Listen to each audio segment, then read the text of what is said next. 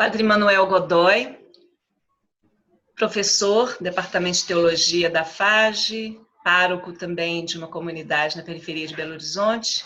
Uma alegria recebê-lo aqui no Nós Humanos, para começarmos uma reflexão sobre a encíclica Fratelli Tutti, do Papa Francisco, que foi lançada em outubro de 2020, no seio da pandemia e de um mundo com tantos novos desafios, e ele veio iluminar, então, a nossa reflexão sobre esses desafios, e eu gostaria, então, que você começasse falando um pouquinho para a gente daquele primeiro capítulo da encíclica, que traz o título Sombras de um Mundo Fechado. Bem-vindo, Padre Manuel. Obrigado, Graziela, que vamos tratar desse tema que é muito interessante. Eu vou ficar só com o primeiro capítulo da Fratelli Tutti e eu espero que você depois dê continuidade com outros, porque a encíclica tem 8 capítulos e o primeiro é mais ou menos tétrico. Se a gente lê só o primeiro, dá a impressão de que não há saída. O Papa foi muito realista no primeiro capítulo, levantando as sombras de um mundo fechado. E o que me impactou assim de cara com a análise que ele fez foi a questão dos sonhos desfeitos. Que sonhos desfeitos? Então, esperava-se, com a comunidade comum europeia, uma comunidade fraterna, onde os países se ajudariam mutuamente, se relacionariam muito bem.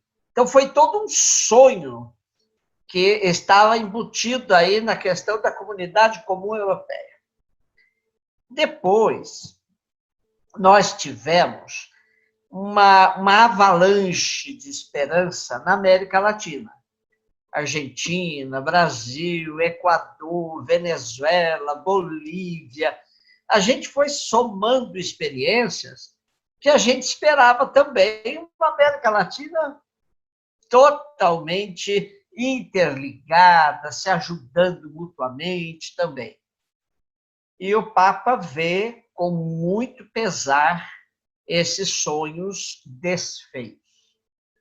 Inclusive, ele usa expressões muito fortes. Ele diz assim, que dá a impressão de que o mundo está voltando atrás. Nós não estamos indo para frente com os nossos sonhos. Sonhos desfeitos e o mundo caminhando para trás. É bom que a gente diga que em outubro, quando foi lançada a encíclica, nós tínhamos um terror na América do Norte que equivale ao terror aqui do Brasil. Então, é interessante que, sem citar nem Trump, nem Bolsonaro, você percebe nas afirmações do Papa esse sonho desfeito com governos fundamentalistas, governos que usam a religião e fazem o que fazem. Quer dizer, é uma espécie de uma revisitação ao nazismo. É impressionante.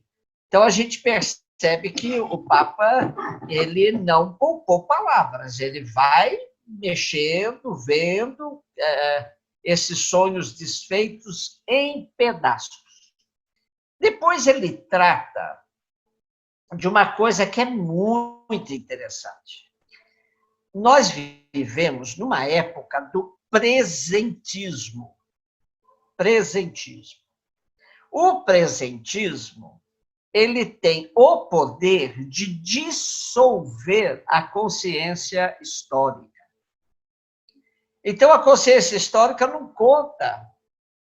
Desde que lá o Fukuyama havia dito do fim da história, né? Então, é algo que vem perseguindo, sobretudo, os governos fundamentalistas, outra vez.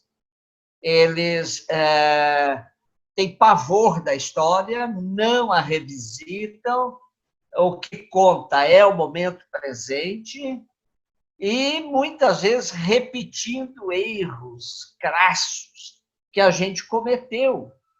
Mas como se dissolve a consciência histórica, dissolve também o pensamento crítico. Dissolve-se também o empenho pela justiça. Acaba passando uma ideia de que agora é o momento presente, e o momento presente é esse que está aí com todas as barbáries que ele pode ter. Por exemplo, o Papa diz uma coisa que eu achei muito fundamental mesmo no primeiro capítulo. Ele fala da falta de um projeto que englobe o mundo. Por quê? A gente fala tanto de globalização, porém, a globalização acabou suscitando brigas intestinas na busca de defesa de uma identidade fechada. Então, cada país parece que se sentiu ameaçado pelo movimento da globalização e começa a desenvolver esquemas de fechamento na sua identidade. Então, por isso que ele diz, sombras de um mundo fechado. É um mundo que não se abre. Depois, dentro disso, ele vai tratar de um fenômeno que é muito caro para o Papa Francisco, e a gente percebe que, de fato, é um grave problema. A questão da migração. Aquilo que nós chamamos os povos deslocados. Quando o Papa Francisco vai lá para Lampedusa, que é o ponto na Itália onde os barcos que vêm da África, dos países africanos, tinham que aportar por ali, e ele sabe que navios com 200 pessoas naufragam, não sobra ninguém. Então, é um absurdo. Depois, o fechamento, o mundo fechado europeu. A Europa, historicamente, explorou os países africanos. Você vai nos países africanos, tem um de língua francesa, tem outro de língua inglesa, tem outro de língua portuguesa. Por quê? A presença dos colonizadores. Então, eles sugaram os países europeus. E agora que os migrantes, em busca de qualidade de vida, tentam fazer o reverso, vir para a Europa para poder ter uma vida com qualidade, eles fecham. E aqui o Papa denuncia a xenofobia. Para que fique bem claro esse movimento xenófobo, aqui no Brasil, nós tivemos em relação, por exemplo, aos venezuelanos, aos haitianos. Então, tinha gente do Brasil que dizia, eles vêm aqui para roubar o nosso emprego. E é o mesmo movimento que acontece na França, na Espanha, com os marroquinos chegando por lá.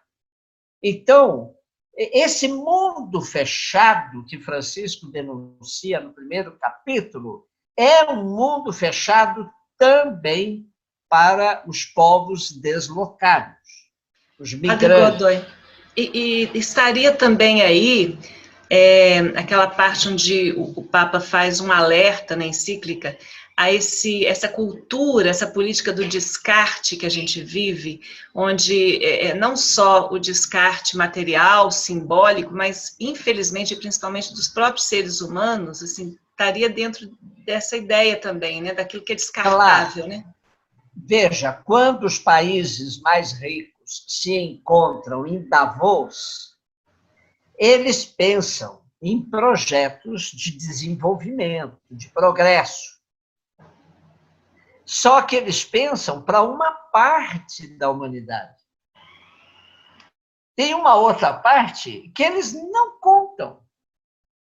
Então, por exemplo, vamos desenvolver o mundo, mas não toque na África. A África não tem solução.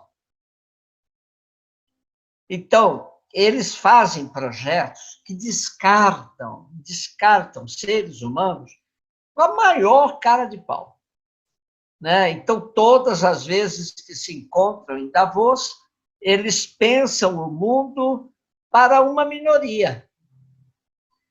Eu ouso dizer que a postura, por exemplo, primeira, depois ele mudou e tal, mas a postura primeira do premier do Reino Unido, a postura do Trump, a postura do Bolsonaro, vai morrer? E daí? E daí? Eu não sou coveiro. Então, o ser humano não conta. Eu quero pensar o país, mas eu quero pensar o país para um grupo privilegiado.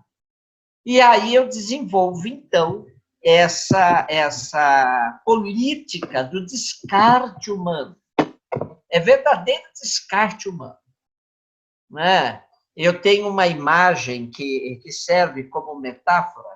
Cada vez que eu ia fazer alguma assessoria no Mato Grosso, eu ficava impactado com o número de grãos que os caminhões que transportam os grãos pelas estradas mato-grossenses, eles vão deixando cair.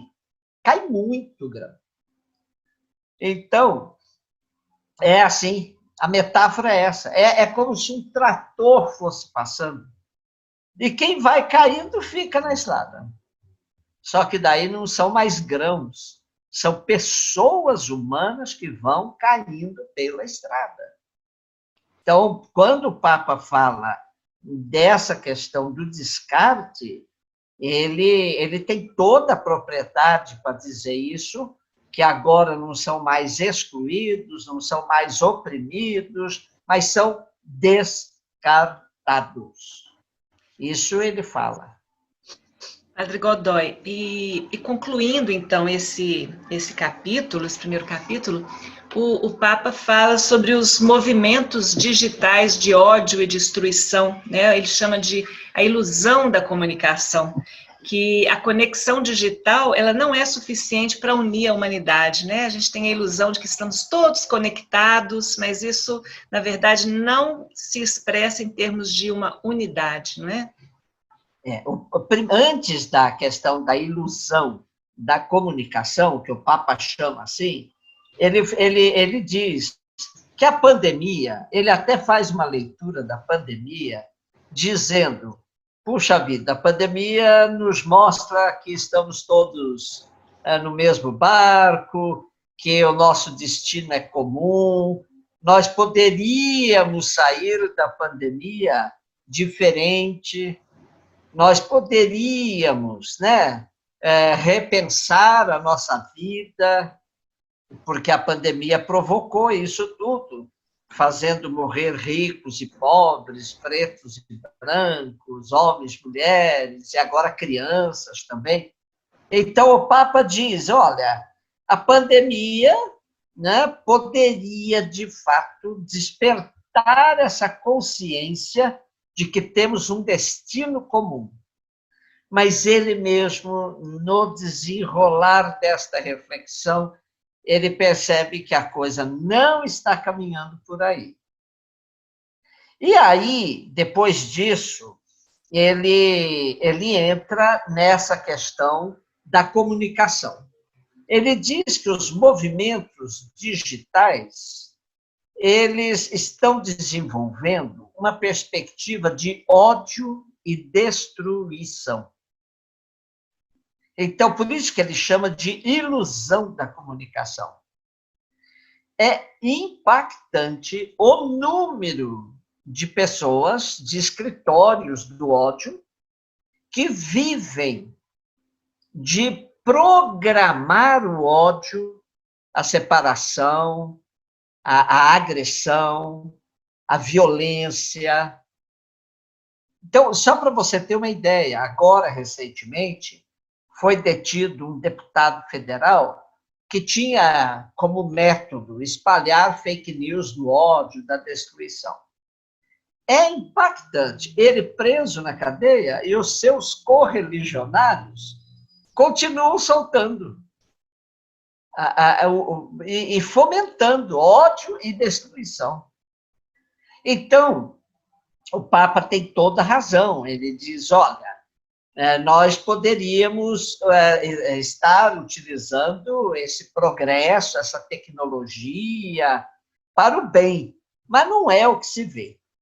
Agora, aqui, o Papa chama atenção para uma coisa, Graciela, que eu acho que é também um sentimento assim, de impotência, de sofrimento nosso. Ele diz assim, pior de tudo é quando encontramos, dentro desse grupo que fomenta ódio e destruição pelos meios de comunicação, pelas redes, encontramos pessoas que se dizem cristãs e católicas.